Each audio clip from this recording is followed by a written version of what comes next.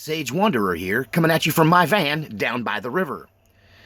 So I guess living in Oregon, sooner or later, it was inevitable that Antifa behavior and this political violence would sooner or later strike either myself or someone close to me. And it has. Now, this happened a while back. I haven't been talking about this because I've been busy with other things, and there's been a lot of fish to fry, and I got backed up videos for miles that I need to get caught up on. And, you know, I took a little trip there, but I tried to keep producing content while I was on vacation. But now I'd like to talk about this incident that occurred. I was not a victim of this directly, but this did affect my daughter. Now, some of you have heard me talk about my daughter. My son's been on camera with me in the Fishing with Sage videos. But my daughter she looks like your typical Portland, what would you call them, hipster, you know, and she's always been the hipster in our family. She's a vegan, she has blue hair, she has a nose ring, but other than those three things, my daughter's a real conservative. In so many ways, she's more conservative than I am. Like, you know, my daughter, for instance, living in a place where marijuana is legal, my daughter has a standing bet with her brother that she will not participate in smoking marijuana until she's over 30. Because he didn't believe her. He's like, oh, as soon as you grow up, you'll want to smoke pot. And she's like, nope, I'll never do it. I'm not going to do it.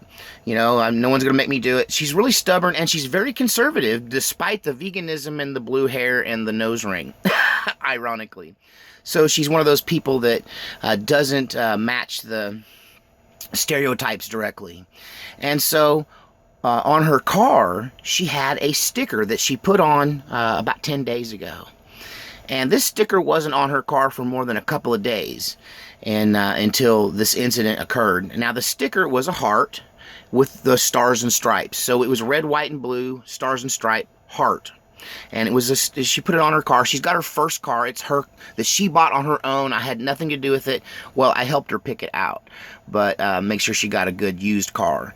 But this is her first time to go out and get a loan and buy a car. You know, she's got a job in her own apartment, and her apartment is it's in a decent neighborhood. It's not in a bad neighborhood, but the people that live in her apartment, there's Antifa people in her apartment. I've seen them.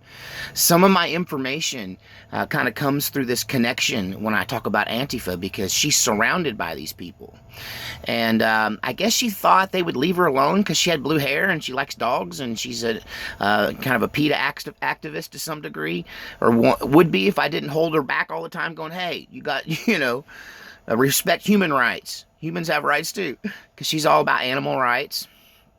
And so she thought they would leave her alone, expressing her love for our country and her patriotism, because my daughter is a patriot. When it comes to all this stuff that's going on, she is absolutely on our side. But and that was demonstrated in that one little thing. My daughter wanted to express herself on her car with one little thing. And it wasn't like it was the only thing on her car. There's stickers all over her car about animals and stuff.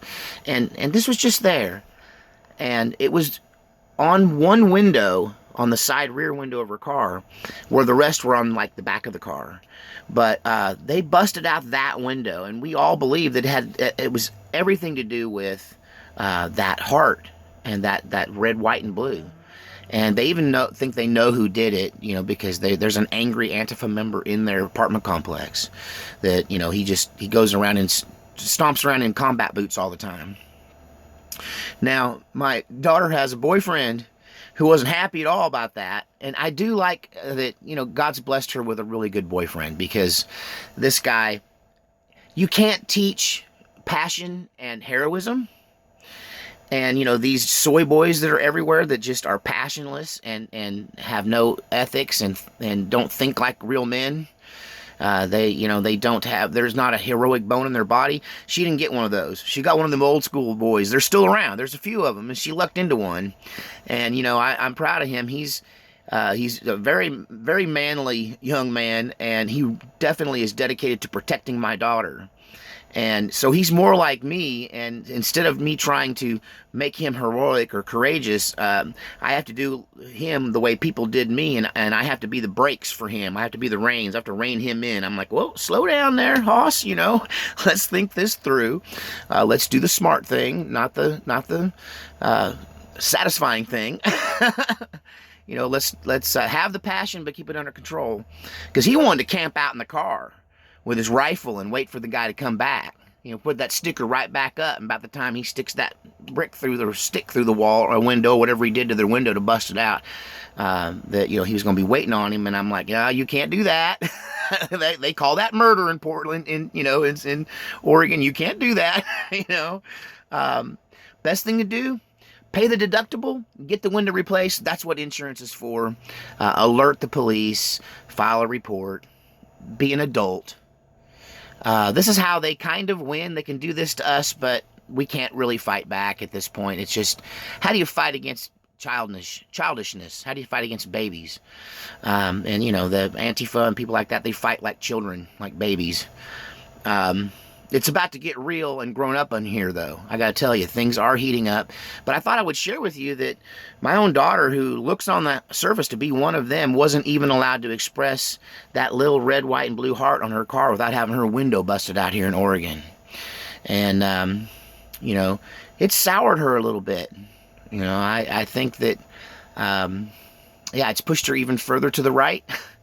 So, at any rate, I thought I would share that with you. It can happen to anyone. We live in this area. I feel like I'm deeply behind enemy lines here in Oregon. I tend to stay in the country as much as I can, stay out of the city anymore. I could be down there with Tiny and them in Portland raising hell, but I just, I want to stay. I'm keeping my powder dry. I'm waiting for the right moment, and I think most of us are. And we're hoping all of this will just go away. God save our republic.